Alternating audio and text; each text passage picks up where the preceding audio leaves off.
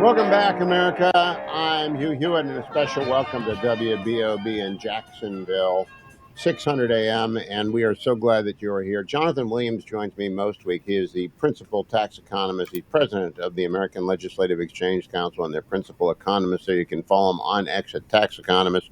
Jonathan, my wife and I met you this weekend down in Savannah. You were at the Job Creators Network, and she said that's really not really fair that he gets the weekend off and his wife gets the little kids for 3 days. So I hope you're doing your part the rest of the week.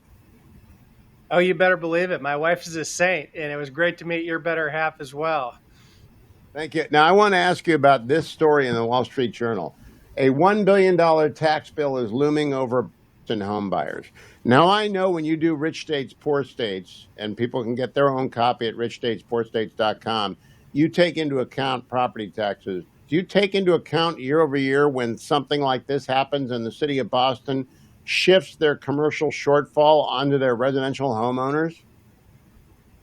Yeah, you better believe it. I mean, we in rich states, poor states, you can see how your state's property tax burden stacks up against the other 49. And as we've been talking with state legislators, Hugh, around the country over the last couple of years, almost the number one issue for everyone right now is just this huge assessment increases that are going on in property taxes across the country. And it's one of the very many issues that we track that, Americans continue to vote with their feet away from high tax states like California and New York and Illinois and go to places that actually value economic opportunity and give people a better quality of life at a lower cost of life. And property taxes are one of those ways, Hugh, that people see it. It was where the rubber hits the road. Some people have it in their escrow payment, in their mortgage. But if you're cutting a check every year for the price of big government at the local level, and that's, by the way, who's driving these property tax burdens, it's local governments that are spending too much money. They might be trying to blame the state or blame the feds. It is the local government in many cases that's driving this.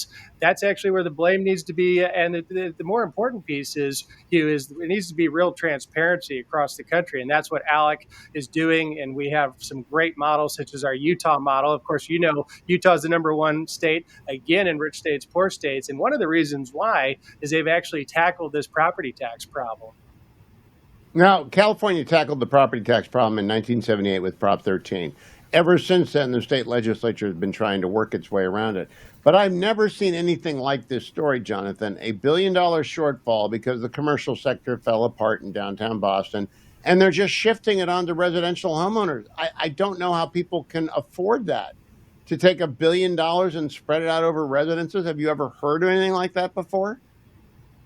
Well, I mean, we've seen some shifts of property taxes, but that's extreme. And you have to ask yourself the question is, why did that happen?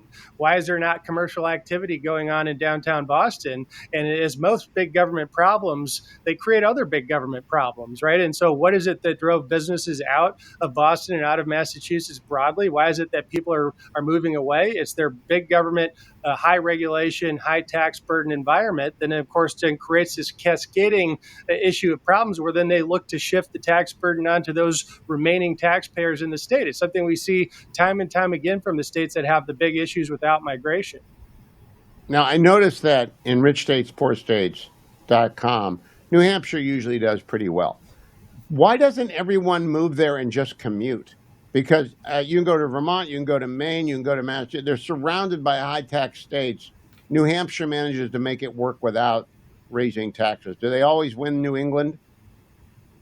Yeah, they do. Although, that's it's not saying a whole lot to say you're the best of New England, but New Hampshire is obviously live free or die. We were with Governor Sununu this weekend, and no income tax, no state sales tax, an incredible economic opportunity model. I mean, part of the issue is when workers then, if they were to work in another state and live in New Hampshire, all these other states try to get their greedy hands on that money to say, hey, you earned it in our state, so we're going to tax you with our income tax, even if they live in New Hampshire. So that's how states like Massachusetts, by the way, have been raising taxes, have the new millionaires tax that they just adopted just recently. I didn't That's know how that. they try to get them. Oh. So what happens though, businesses shift to New Hampshire where then their workers can take advantage of that no income tax treatment. All right, last thing I want to ask about rich states, poor states. And if you're listening, you can get a free copy. John will hand deliver it. I mean, he'll hand write it and he'll address it and he'll autograph it for you. richstatespoorstates.com. Do you figure in the cost of homeowners insurance? Because I was talking to a Floridian this weekend about how prohibitively expensive homeowners insurance is becoming in coastal zones. Does that figure into rich states, poor states as well? Not yet, but this is another one that on this show we've identified, I think, Hugh, as we're looking at continuing to build out what does it mean to be a competitive states and what are those policies that matter for economic growth and opportunity. I think it's really hard to ignore the insurance costs these days, isn't it? Yeah, you're gonna be up all night in the library there at ALEC. American Legislative Exchange Councils, where John is the president and leading economist. Go to alec.com/Hugh, ALEC.com/Hugh to get their State of the States newsletter, and go to Rich States, Poor States for your free volume comparing all 50 states, quality of life, cost of living. You want to give it to your teenagers as they plan their life out. Jonathan, good to see you. Don't go anywhere, America. I'll be right back.